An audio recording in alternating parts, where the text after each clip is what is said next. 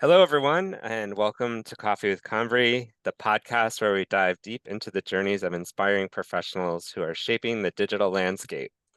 Today, we have a special guest joining us from the heart of Toronto, and that is Tad Chisti. Tad is a digital experience practice leader at IBM, where he leads a dynamic team of over 120 consultants. With a diverse background in his nanotechnology engineering and over 9 years of experience at IBM, Tad has driven some of the largest digital transformation programs in Canada and beyond. As an associate partner, Tad has spearheaded projects that have not only surpassed financial targets, but have also redefined digital customer experiences across multiple platforms. His leadership on a recent program resulted in an impressive 5 times revenue growth for over 4 years, marking the largest digital innovation in Canada and one of the most top 5 in Americas. In addition to his professional achievements, Tad is a certified Scrum Master and product owner, recognized IBM speaker, educator, and a mentor. His commitment to excellence has earned him numerous accolades, including the GBS Service Excellence Award and IBM Manager's Choice Award. So let's join Chad now with his career journey, giving some insights on his leading digital transformations and innovation work, and get to know Tad a little bit better. Tad, welcome to the podcast.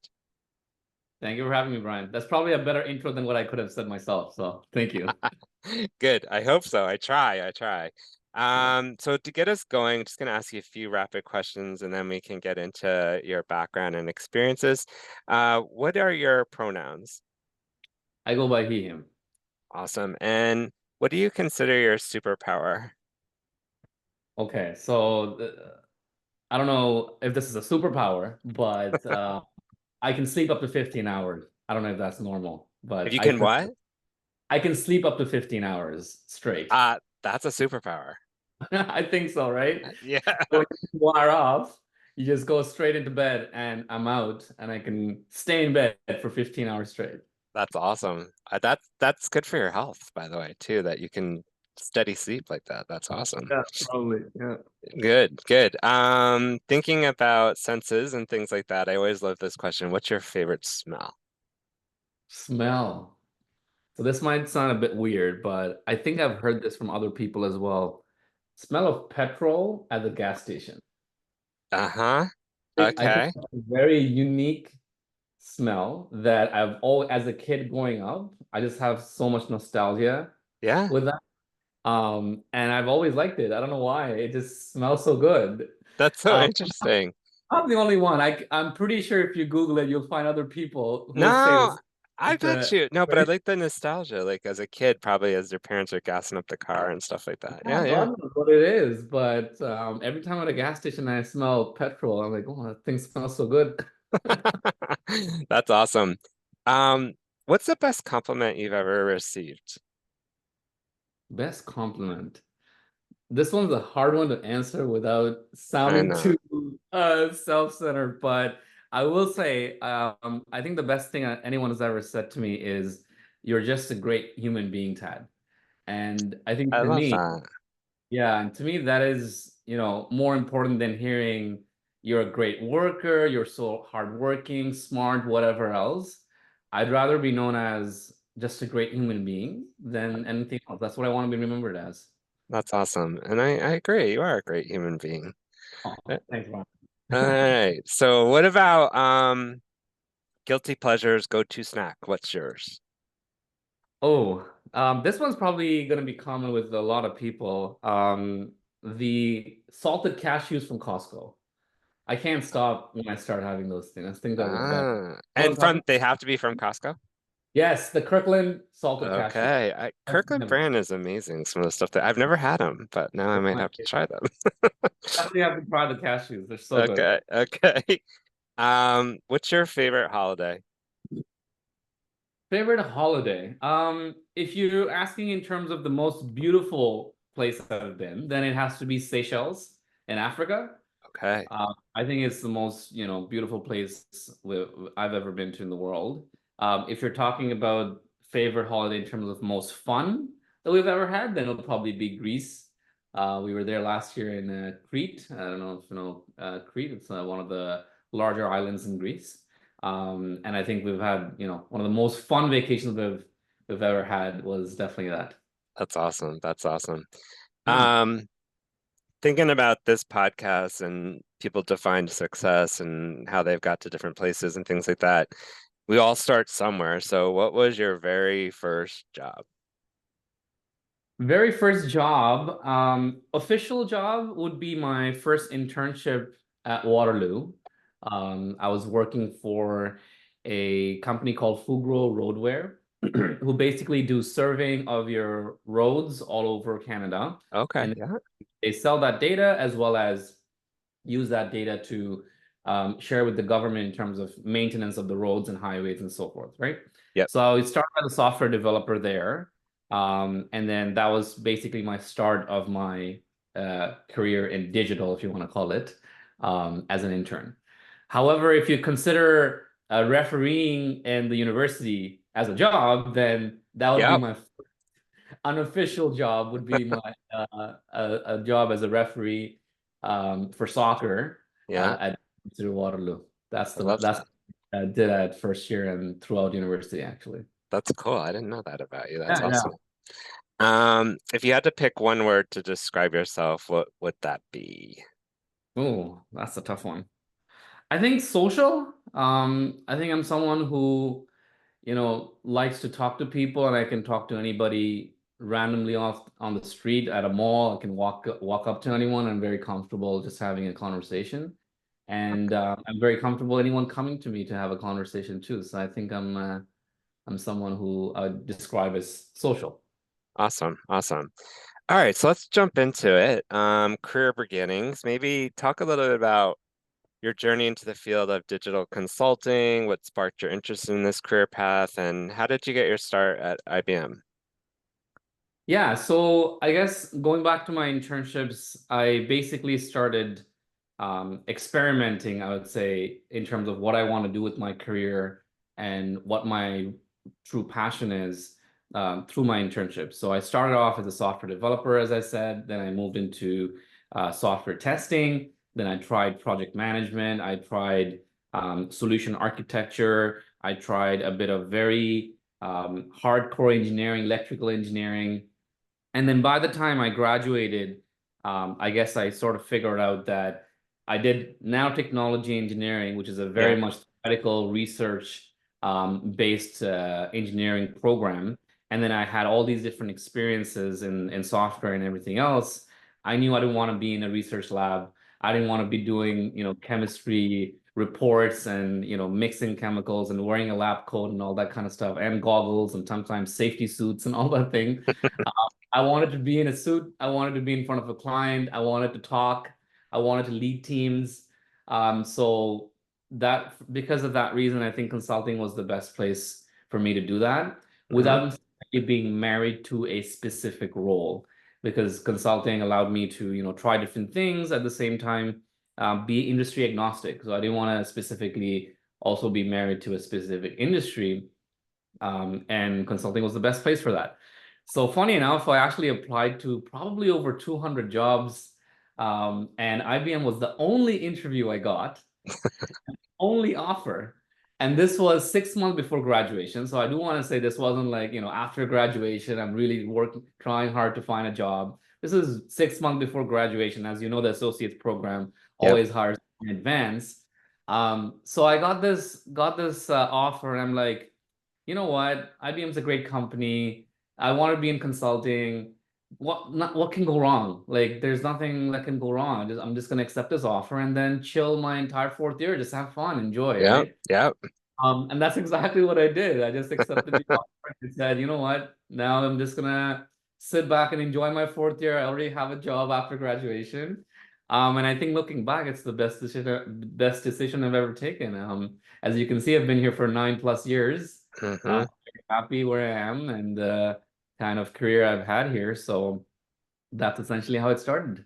That's awesome. That's awesome. And I think what's interesting about that too is, being out of school, being with a company, the longevity you've had already, I think that's a great thing. And as I look at your career transitions you've had, even over the past 9 years, um, those obviously also change up what you're doing, right? And so, can you talk a little bit about how like those transitions between those positions happened and what motivated you to take on some new challenges? Yeah, for sure. So my first project at IBM, I would just describe it as a very challenging and troubled one, where the client initially was not very happy with Mm. IBM. It wasn't IBM Canada. I won't go into the specifics of which Yeah. geography it was, but the client was not happy with a specific IBM team, and they called up IBM Canada, the digital team, and the practice lead at that time, who was my boss, who had my role, and then told him that, hey, you know, I think we screwed up this one, and the client's not very happy. Can you come and help us? So he said, great, let's see what I can do. So he put together a 15-man SWAT team. I Yeah, don't know why he chose me as part of that. I was literally a month into the job. For whatever reason, I guess he believed in me. great Um, opportunity. yeah, super great opportunity. And then we went in and we told the client, you know what? We're going to basically build this thing for free in 6 months. After that, if you're happy, great. You continue to work with us and we will build you, the best app in the industry. But if you're not, you can take this in-house, build it yourself, go to another vendor, up to you, whatever you want, right? So they took the bait, I would say, and then we started that project. And I think in that first 6 months, the amount of learning I've had, I haven't even had in the last 6 years. It was just Wow. such a demanding client, such a challenging project, every day new fires.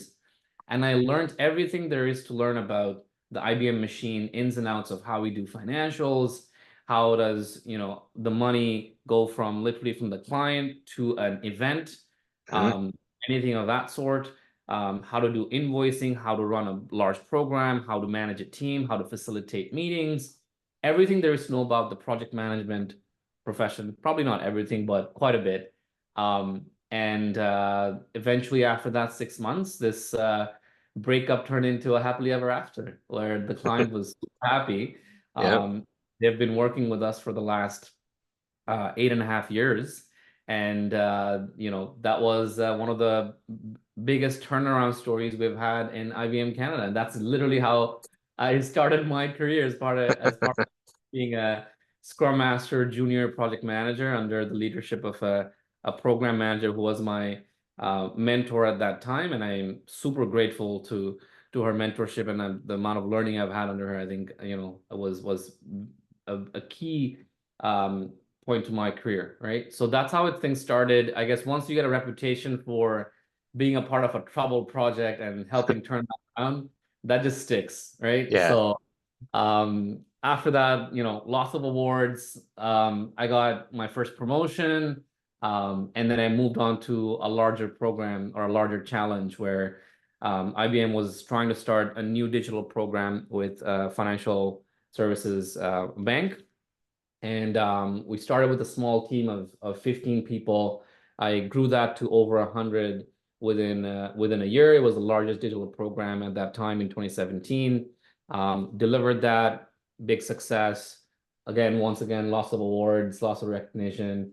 Got promoted, moved on to the next one. Once again, also with the bank. Pretty much did exact same thing. Started with a small team, Yeah. grew that, delivered multiple successful projects.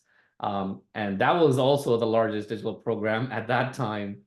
And then moved on to an airline client who I've been with for the last, I'd say, 5 years or so. But Okay. similar story. Started with a small team, delivered a successful program with that small team of 15 to 20 people. And then now we're a happy family of 140 plus. And Wow. it's the largest digital program in Canada and one of the top five, as you described, in North America. That's So amazing. the motivation, I guess, always was looking for a larger and a bigger problem to solve, and essentially, solve a bigger problem for IBM, right? So Yeah. exactly what I did. Started with a small team every time, grew that, scaled, and usually organizations that we've worked with are always struggling with scaling, right? That's Yeah. always a problem is how do you go from a 20 people team to 100 to 500 to Yeah. 1,000? Yeah. And that's exactly what I specialize in essentially is agile transformation, starting with a small team, growing that to a scaled agile portfolio and so forth. Amazing. And thinking back, and I know a lot of the listeners here, what we both have in common is consulting. I had done it myself in the US for a number of years before moving to Canada. And then obviously working with you when I took on the GBS talent acquisition back in the Yeah. day. But thinking about the younger people thinking in school, or maybe the next Waterloo student who's thinking, hey, that sounds pretty cool. How do I get in consulting? What thoughts would you have to share with younger people, or maybe even people wanting to transition into consulting? Like, how should they go about it? Like, what should they be thinking? That's a great question. And I think I'm going to answer it in context of IBM consulting first and Sure, then general consulting. sure. Um, IBM consulting, we specialize in tech consulting, right? That's what we do. We're essentially focused on building technology solutions for our clients. So when you look into the roles that we play, every consultant typically plays a dual role. Everyone's a consultant, myself, my reports, my bosses, everyone's a consultant, which essentially just means that they're a subject matter expert in something. Right, But when you look into the project, everybody serves a different role. So you may be a consultant and a developer, a consultant and a designer, a consultant and a product manager, project manager, and so forth. So I think before joining IBM Consulting, it's very important to understand what role would you play in the project. Anybody can say, I want to be a consultant, right. but it really depends on this specialization and skill set that you have to determine what role you would play in a project. It's like saying, you're coming to me and saying, I want to play soccer. Great, but what position? You want to play as a goalie? You want to play as a striker? You want to play as a Good point. midfield? And so forth. So I think it's one thing that a lot of times students struggle to understand when they apply to IBM Consulting, or the students I talk to. They speak in very generic consulting terms that they want to be a consultant, but they're not very clear on what Hmm. role, right? So I think that's the number one thing that they need to Important. figure out is throughout their university, and this is the most important thing that I think people or students fail to focus on, is you need to figure out what your passion is. And I think that's the Hmm. whole point of school. I don't think there's anything more important than that. I don't Yep. remember, I honestly don't remember probably a single line of theory that I learned in my engineering degree. I don't use it at all because I'm in a very different career field. But I'll tell you this, from the day one of university, my biggest focus was always to figure out what my passion is, right? And I think if students focus on that during their university time, and by the time they graduate, they know exactly what they want to get into. And if it happens to be the field of consulting, then they'll clearly know exactly what role they can play in the project, Mhm. right? And if you want to be more of a strategy consultant, management consultant, and so forth, which we also do, of course, but that is not our bread and butter. We are more of a technology consulting firm, right? There is definitely a lot of skill sets in terms of understanding how to solve problems, understanding how to think from a client's pain point perspective. You would essentially have to probably be an industry expert in an area. So if you want to focus on strategizing in a specific industry, you would have to be an SME in that industry. Hmm. Starting as a student, of course, you would not expect to be an SME, but you would have to have some kind of experience in that specific industry, right? Yep. And then a typical consultant would probably be someone who has great communication, very comfortable being in front of a large audience and speaking, or even a small audience and doing a presentation in front of a client, and has that sort of EQ to ask the right questions, has the right hustle to really go in and solve a problem, and try to basically understand from a client's perspective and so forth. So I think for any student, whether you're applying for a consultant role or anything else, the two biggest things that I usually look for is great emotional intelligence, Hmm. which I usually vet through the kind of questions that they ask, right?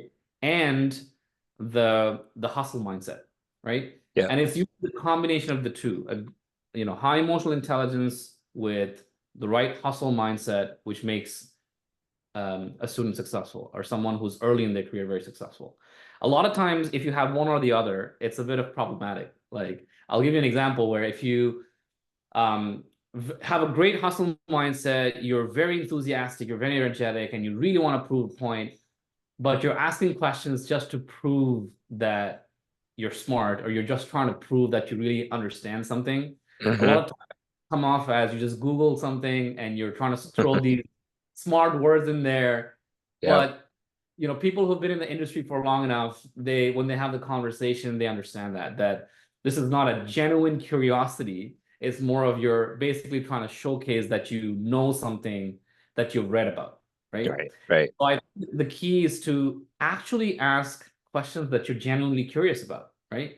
What do you want to know about the job that you're applying to? And if you don't necessarily know the questions that you want to ask about the job, you probably don't even know enough about the job to ask, right? You have not done the appropriate research about the role itself, right? right, right.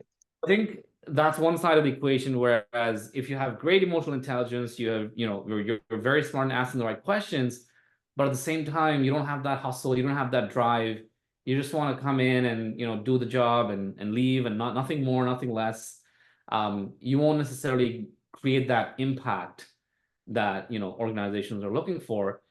You'll be one of the crowd for sure, but you won't be that differentiator, right? Makes sense.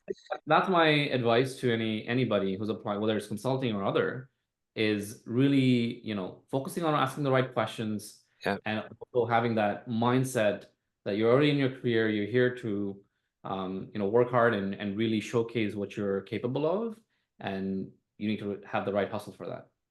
yeah, like what you said, like the hustle, the emotional intelligence, and also the passion, right, that you started Yeah, with. They're all three coming together and colliding in a good way. Like if you can do that. Um, I also, what I think is interesting too, and I'm curious of your thought on this, but I think you kind of said it, and I want to reiterate, like when you talked about the hustle person who maybe just is doing that to, I think there's also a likability factor when you're a consultant, because if you're not a likable, like trustworthy person, and these people are opening up their problems to you, right? So I think when you said that, it was really hitting me around the fact that, yeah, if you can have that hustle and that grind and go for it, but you also have to be a little humble so that you can absolutely. help them, right? Is that, Absolutely. yeah, The consulting is a people business, yeah, right? We're not selling a product. We're not selling software. We're not selling, any of that. So we're essentially in the people business. We're selling service. We're essentially, you're trying to sell yourself, right? that's right. And to your point, there's that always that human element and how you're able to resonate with the client that'll always differentiate you as a good or bad consultant. Absolutely. Absolutely. Great. Thank you for that. It's good insights and good ideas and insights for people to hear about that as they think about it. Because it's a very, I think, that do your homework on consultancy, because it's not just a word. There's a lot of things that make it up, right? So Right, I think right. that's There's no awesome. such thing as a generic consultant job, That's right? right. That's That's the right. part that people need to understand, that typically a consultant is a consultant and something else, That's right? right. That's right. And I think that that was really great takeaway. Thinking about mentorship, because I think that's another big part of your career and others, and looking ahead. What do you think are some of the most important qualities of a good mentor, and maybe share some positive impact your career that you've had throughout your career on someone that you yourself have mentored. Yeah, absolutely. So, I think for me, for being a good mentor, you have to be a great listener, and you have Hmm. to have empathy, right? Empathy is the number one thing where you really need to understand how to put yourself in your mentee's shoes, and think from their perspective, and not necessarily from yours. A lot of times they may be different, Yeah, right? A lot of times the way you think might be in complete contradiction of the way your mentee thinks, and that's why a lot of times you might not be able to resonate if you don't really put yourself in their shoes. In my career, I think I've been very, very fortunate to be surrounded by some amazing mentors, some of which literally within 2 years into my job have straight up told me that, Tad, I want to work for you one day, right? And I that's want great. to emphasize on that to say, that's not something easy to say when you literally think about yourself where you are 10, 12 years ahead of this, consultant, someone who just literally started their career, right? And you look at them and you say, you know what, this is someone that I can actually visualize being my boss one day, right? And I think that truly showcases to me the epitome of a great mentor who Hmm. really knows how to get the best out of you, how to really get the, motivate you to a point where they know exactly how to get the best outcome. And this is something that I'm very much motivated by, and I would probably expect most people to be that when someone gives you so much reassurance and confidence, you're automatically just so energized to do great work that you know what, if this person who I look up to and is someone that I want to be in 10 years time is telling me that they want me to be their boss, that's like the highest compliment that I can ever get, right? Hmm. And I think a lot of times that's something that I've always tried to do with my mentees is really try to give them that confidence, right? Like give them that confidence to be their best self, to really tell them that you got this, don't worry, take a step back, it's okay. A lot of times if you're struggling, and I think even the comment that you made to me when I did my interview at IBM, I keep coming back to this, Brian. um, just the way you came up to me and said, Pat, you know what, just relax, be yourself. It's going to be great. Just think about why IBM, why consulting, and have a great conversation, right? Just that, reassuring of you got this, Hmm. right? It goes such a long way, I feel, that we really underestimate that. And I think that's something that I've gotten it throughout my career. I've been very fortunate from my mentors that who have given me a lot of confidence to really be my best self. And I try to do the same with my mentees. That's perfect. And I think, you know, if people could just spend a little bit more time thinking through that relationship part of it, and to your point Yeah. about the empathy and the, you know, boosting people up, I think just those components just really make for such a healthy, growing environment for everybody, right? I mean, Exactly. And it's not an equal playing field a lot of times. And what I mean by that is yeah, the kind of support that you need to give one of your mentee might not be the same as the others because they all have interesting. different circumstances, right? Yeah. And I have a lot of reports, that, let's say is a new mother, right? They just, came back from maternity leave and they're trying to get back into the workforce. They're trying to get Yeah. adjusted. It's not easy, right? No. New father myself, my wife is a new mother, and it's so challenging that if you don't have that right support from your mentors and your managers and your upper lines, it becomes very, very challenging to be your best self, right? Yeah, absolutely.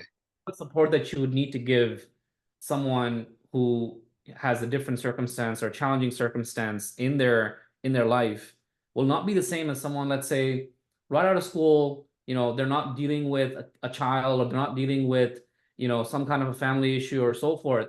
It's not the same, right? No. So I think it's very important to tailor your support to, people according to their circumstances. And that's what really makes a great mentor, a great manager, and a great leader. Yeah, no, absolutely. And building upon that from a leadership team building perspective, you have, fairly sizable team. How do you maintain that collaborative, high performance team and recognize individuals at the same time? So how do you look at leadership and team building? Yeah, that's a great question. So when I took on this new practice leader role, the first thing that I did was essentially structure my team by crafts, structure my team by their passion in terms of what are their common interests. So in digital experience, and I know it's a bit of a loaded term in terms of what we really do. So I think it's important to understand what we really do. Yeah, I We was gonna say break that down a bit, it'd be good because not Yeah, everyone. so digital means a lot of things in today's world, right? So Yeah. it may mean cloud, it may mean AI, it may mean, mobile apps and so forth. So I say mobile apps at the last because that's what we do. We build mobile and web applications, and we essentially focused on building custom customer experiences for any of these digital channels. So typically it's mobile and web, right?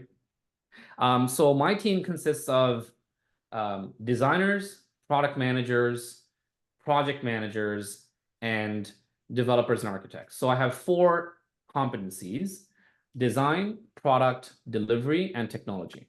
Okay. That's the first thing that I did when I took on the practice lead role, is structure my team into competencies, into these 4 competencies, because that's where they're going to find common like-minded people. They're going to find the right support, the right mentorship, and they can visualize their careers in terms of who they want to be 2 years down the line, 5 years down the line, 10 years down the line, because that person is essentially within their competency, right? Yep. So I have these 4 competencies right now, where we have competency leaders, and then underneath them we have 22 managers, 11 female, 11 male. We have a 50-50 male-female It's great. diversity. Same with the competency leads as well. 4 of the competencies, 2 of them led by male, 2 of them led by female. And we essentially use this sort of competencies to form these common like-minded groups of craftsmen, people who are passionate about that, and they have these sessions where they share their learnings, and they all sort of work together to learn from each other and be the best designer, the best product manager that they can be. And then when it rolls up into, from a practice perspective at the top, we also obviously have our own common objectives for the practice, where we all unite together to essentially fulfill those goals for the practice, right? Whether it may be our financial goals in terms of where we want to be from a quarterly revenue perspective or signings perspective and so forth, or it may be even the number of lunch and learns we want to do, and the amount of knowledge sharing sessions that we want to do, or in terms of how many successful projects that we have delivered. Whatever it may be, we have all these common sessions that we talk about as a practice, and things that we share even from a competency perspective. So there's collaboration within the competencies, and there's collaboration that goes across the practice itself, so that there's no silos, right? We don't want to obviously have silos between these teams. Gotcha. Yeah. Awesome. And so thinking about from a consulting perspective, we know it's complex problems for clients. Can you share, I mean, obviously we're not probably sharing names and things, but a memorable consulting project where you had a challenge, and I guess you shared the one earlier. I don't know if there's Yeah. others about overcoming challenges with clients, or maybe a different way to frame it is how would you coach someone who's working with a client who has a difficult problem to solve, and they're like at the end of their rope, like what kind of thing would you advise someone to be thinking and acting and doing with that client? That's actually a good one. So, I mean, going back to the first part of the question, I guess definitely the one I talked about is Yeah, probably the most challenging project, where we try to turn a breakup into a happily ever after kind of thing, right? yeah, So I don't think anything tops that one, but and it's interesting when you start your career that way, everything else after that is essentially a breeze, because you just started with the most troubled environment that you can probably be in. Um, but I think the key question that you asked later, in terms of what advice I would give to people trying to solve that difficult client problem, um, is essentially, at the end of the day, clients are hiring consultants because they want to learn from industry experts, right? That's what we're supposed to be. We're supposed to be industry subject matter experts, hmm, and people who bring in that expertise across the overall industry, working with other companies in the industry who might be their competitors, who might be their partners, and so forth. A client will always value and respect a consultant the most when they learn something from them. And that's what I always try to teach my team members, is the way you're going to differentiate yourself in front of the client is not necessarily just getting in there and doing the job that you were brought on to do. That's yeah, the status. Everyone's doing that. yeah, The way good point. you leave an impact, and really truly gain that respect and trust from the client, is when you're able to bring in an idea, a framework, something new, a new way of working, something that the client does not know, something Hmm. that they can learn from. That's like the key biggest differentiator. And it's the same thing when it comes to solving a problem. they're struggling to solve the problem because they probably are not aware a lot of the frameworks that are available, a lot of the ways of solving this problem that are available, right? So doing that appropriate research and study and always being on top of industry trends and knowing what's happening in the industry, always being on top of essentially the kind of learnings and educations and certifications and all the things that you can do to enhance yourself as a subject matter expert in a specific niche is where I think really you're able to provide that value and expertise to the client. So for example, for myself, my bread and butter is agile delivery. That's what I do, right? Agile transformation. So Yep. mentioned my certifications in terms of being a certified Scrum Master or certified product owner and so forth. So a lot of these sort of educational trainings and aspects and things is where you learn a lot of these frameworks. And that's what you're going to bring into the client who a lot of times might not have gone through these trainings and Right. certifications. Yeah. That's not their job. That's not their role. They're trying to solve for a different problem. So what I've done throughout my career is the kind of learnings that I've had through these trainings and what I've learned from the textbook and these industry agile SMEs, I've brought to the client side, right? I've showcased to the client, hey, look, have you thought about this way of solving this problem? Have you thought about this new way of working or this framework? And I think that's how I've created a lot of great relationships and respect where they realize, you know what, this is someone I can learn from. I want to Yeah. be around this person because I'm going to grow with him. So, and that's exactly what happened. Like these are people who are also looking to grow in their careers, Right. right? They're exactly the same when it comes to you're trying to grow in your career and they're trying to do the same. So a lot of my history we've basically grown together, right? So I Yeah. started as a managing consultant and I got to associate partner on my latest program. A lot of the clients that I work with, they started as a director and they're VPs now, Yeah. right? So we sort of, work together to ensure that we figure out what is success mean for us in terms of individuals, as well as what does success mean for organization. And that's how, you build the best collaborative sort of partnership between you and your client. Makes sense. So thinking again, maybe with the candidate or the job seeker in mind, now that you're on the other side of the table, Yeah. um, when you look for hiring new team members, what kind of qualities and skills do you look for in potential hires? Yeah, so I think skills, it depends on the role itself and it very much Yeah. varies exactly what we're looking for, right? So if I'm looking for a developer, I'd be looking for a very different skill set than someone like a product manager, let's say, right? Yeah. So Makes sense.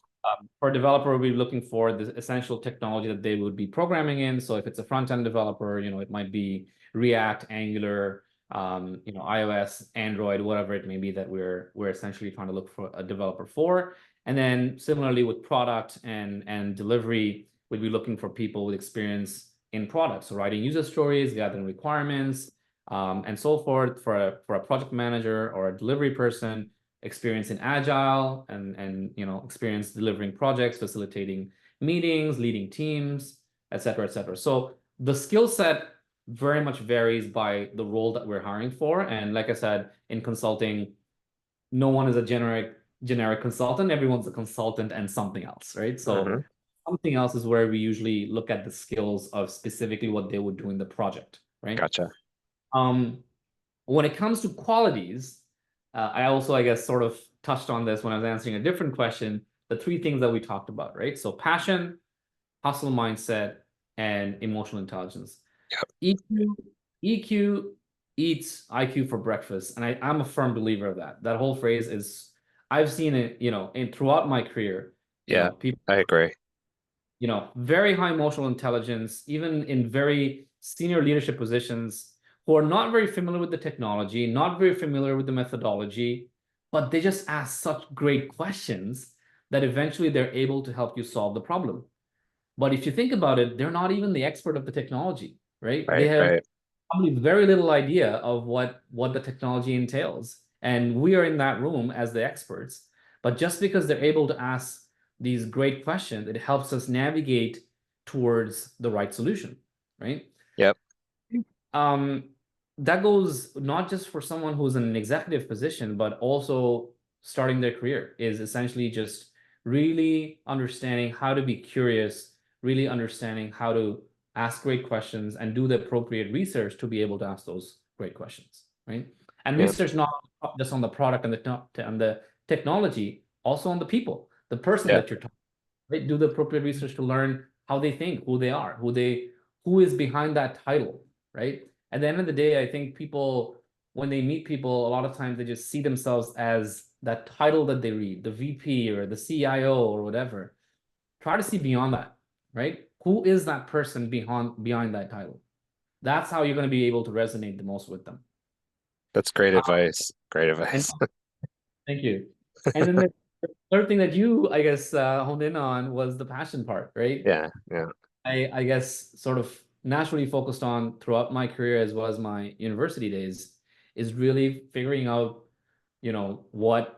what I'm passionate about and what is something that I will be doing day in, day out that I will not dread and I'll really enjoy and love. Quite honestly, my wife a lot of times, looks at me and she says, "How are you smiling on a Sunday evening? Like tomorrow, what is wrong with because to me, a Sunday evening is no different than a Friday evening because the That's next great. day I'm waking up happy, looking forward to the day, right? Because Yeah. how much I love what I do. That's something that I think is priceless. You can't put a price tag on that, right? No. I think Nope. we underestimate how important that is. And a lot of time we focus on a lot of other things in terms of, financial, the compensation part, or, the company prestige or the brand or whatever else. But I think nothing beats the satisfaction of really doing something that you love. Like that's just priceless.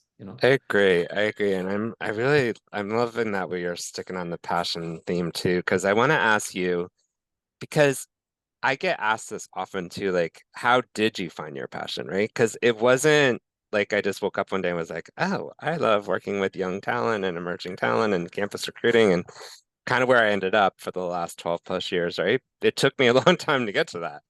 Um, Absolutely. but there was aspects of other roles that were leading me to that because I was on tech projects, but I was the human capital management guy, right? Like so when you think about finding your passion and getting there, I'm assuming, but I want you to hear it from you, is there was probably things you tried that you really didn't like and you realized they weren't your passion. Is that right? Or how did you get there? Yeah. Absolutely. You're absolutely spot on. And I'll tell you this. The more black and white you are about what you love and what you hate, and I say that those words I consciously, I agree. the more you are clear about what you love and what you hate, the easier it's going to be to find your passion. And I'm a very black and white person. I've never been gray, right? Yeah. So I think that's why it's been very easy for me because to your point, I tried coding. I hated it, Yeah. right? I tried software testing. I hated it. I knew that See? there's no way I would be a coder. There's no way I'd be a programmer. Yeah. I don't want to do this day in, day out, sit in front of a laptop and, keep writing code. Same thing with software testing. But when I tried project management, I was like, you know what? This is great. I love, looking into the financials. I love leading the team. I love facilitating this meeting, right? This is exactly what I want to do. I love being in front of the client. I love being the fact that I'm the face of this project, that anything goes wrong, I'm the first ear that gets chopped. Anything goes right, I'm the first person that gets the recognition, right? Yeah. There's a lot of risk and reward, right? And I love that. It gave me a lot of purpose and validation, right? Yeah. Um, so I think that's you got to spot on is you got to try different things, but at the same time, you got to be very clear about what you really love and what you really hate. The more clear you're about that, the easier it's going to be to find your passion.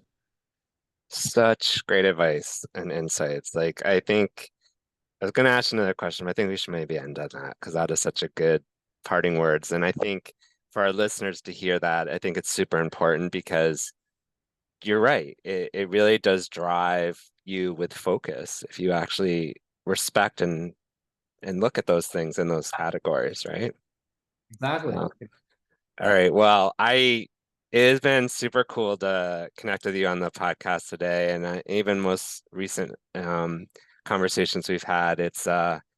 it's really interesting when people come into your life and your network and your relationships. And um, I also talk about this often, that like you meet people and you may not talk for a little bit, but when you reconnect and you still have that sort of spark and an appreciation for each other, it's amazing how careers can really go and how life can go. So it's been a pleasure having you on the podcast, seeing you again. And I know now that we're reconnected, I think we'll be doing more reconnecting and other things. But it's great to see you, Tad, and congratulations on all of your success to date. And who knows, maybe I'll be working for you one day. Brian, I know I would love to work with you again. You've been someone that I've been very grateful for, your words of advice and, just landing that first interview in the job and how you've just the simplest things, and it's had such great impact on me. And I'm super grateful, as I've always said to you, that without those conversations, I don't think I would have landed this dream job that I have at IBM and be happy for the last 9.5 years. So thank you. And that's something that I'll always say to everybody, that um, this is actually an advice that my dad always tells me, that if you ever help someone, forget it immediately. You don't need to remember that, right? Because you want to help as many people as you can and not really boost your ego because of that, because that's why you're here to help people. And That's if right. someone helps you, always remember that. Always. Never forget if someone helps you, and always be grateful for that. So I just want to end this to say, Brian, I am so for all the help that you've Well, thank provided you. to get this IBM job, because I've had a great career here and I'm super enjoying my time here. So thank you. Absolutely. Well, it's great to see, and it's great joy to see you and your where you are and doing well. So thank you again for joining. And for those listeners, if you like the podcast today, you can follow us on your favorite podcast channel. You can also follow us on Spotify, give us a rating. You can also find Coffee with Convery on Instagram, where you can find all of the episodes and listen to our wonderful guests giving their insights. Really appreciate it. And thank you again to everyone, and have a great day.